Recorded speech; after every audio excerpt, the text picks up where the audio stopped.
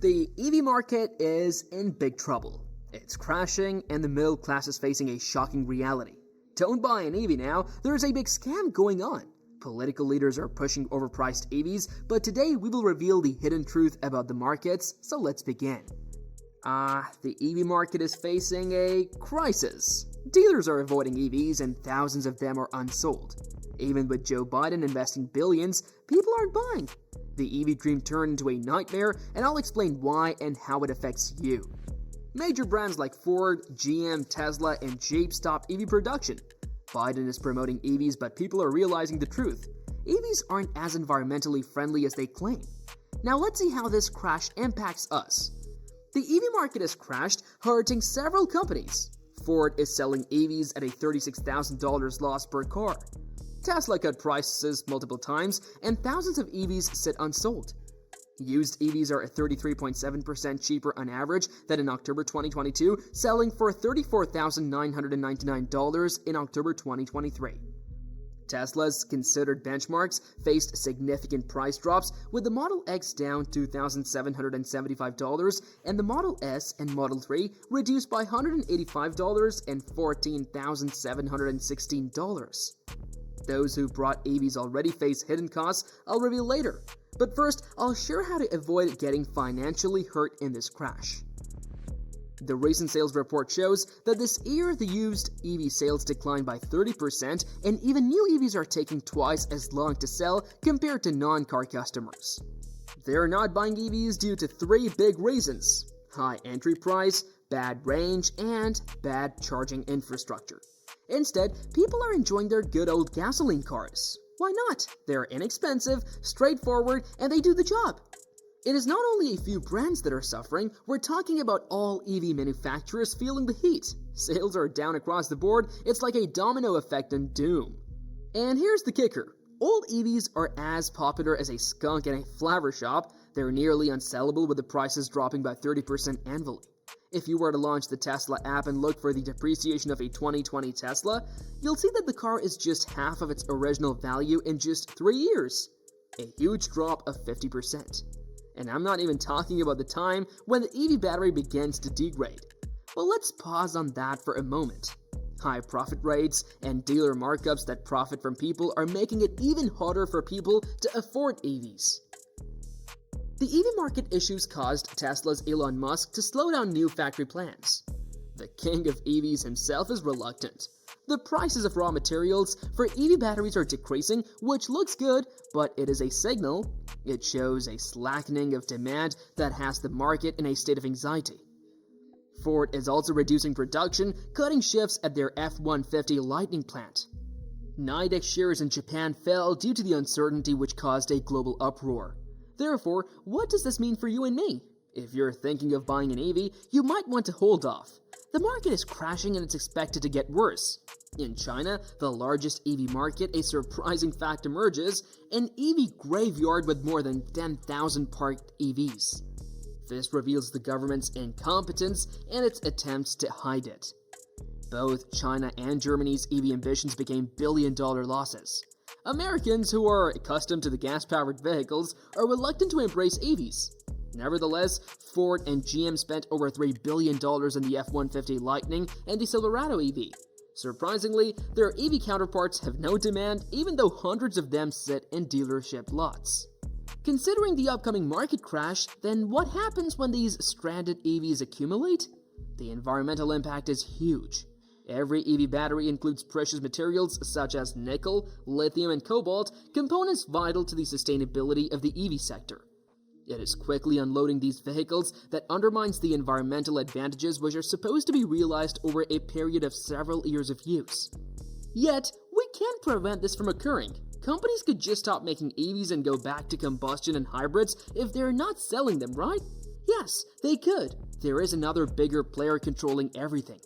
You can't say no to him, you can't stop the production. All you see is the middle class striving to make ends meet. The Biden administration, with their love for EVs, have made it abundantly clear.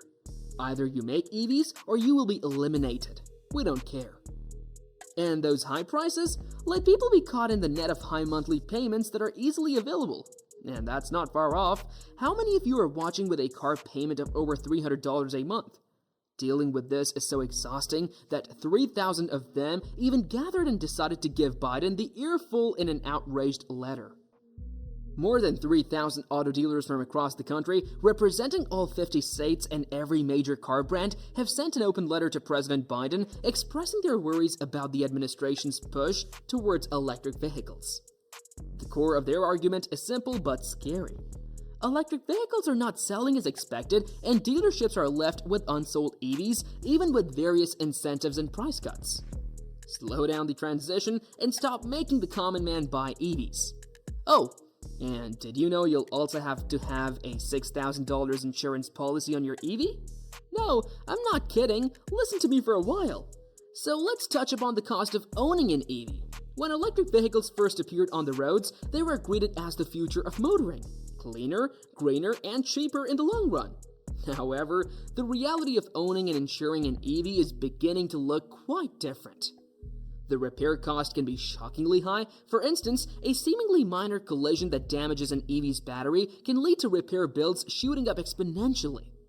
It would seem that a small dent or scratch on a battery casing wouldn't be a problem, but the insurance companies think the opposite. Many times they require a full battery replacement for even the slightest damage.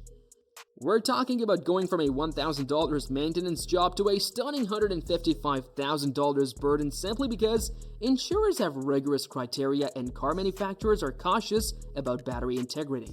This brings us to the insurance prices for EVs, which are proving to be yet another hidden barrier for owners. EV owners have seen their insurance costs increase. In other situations, these premiums have tripled, shocking customers who expected cheaper operational expenses. There are reports of Tesla owners, for example, who have seen their insurance costs skyrocket from a moderate sum to staggering numbers, reaching up to $6,000 per year. This increase in insurance premiums is due in part to the increased cost of servicing electric vehicles and the perceived dangers connected with their batteries. Amidst all of this confusion, President Biden has issued yet another absurd anti-EV mandate. There is a new rule that effectively says to federal government employees, hey, from now on, you're only traveling in EVs or else you'll face consequences. This entails favoring electric automobiles, trains, and public transit for all official government operations. Biden made some absurd statements about decreasing emissions during his previous campaign, and now, as the election approaches, he's doing all he can to promote EVs, even if it means eliminating combustion engines. The White House is also pushing hard for tailpipe pollution limits. They've suggested one of the most stringent rules ever, with the goal of making a significant portion of new car sales electric by 2032.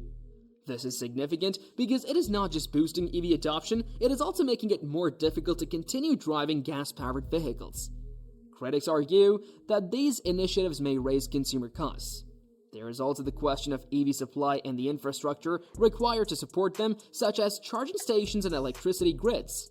A lot of things need to be in place for this to function. There is also the geopolitical factor to consider.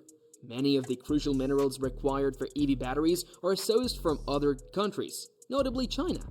So, transitioning to EVs requires dealing with international politics and trade.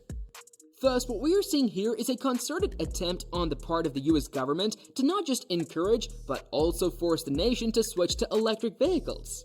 It's bold and ambitious, and it will be interesting to see how it all turns out. Businesses are ignoring the requirements of their customers, while politicians have power. However, everything is backfired, and the repercussions will be considerably worse than everyone anticipated. Do you believe that the EV market is being controlled by political leaders?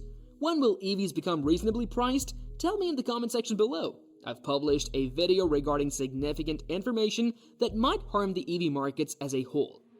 If you want to be genuinely surprised by what's going to happen with EVs, definitely check it out.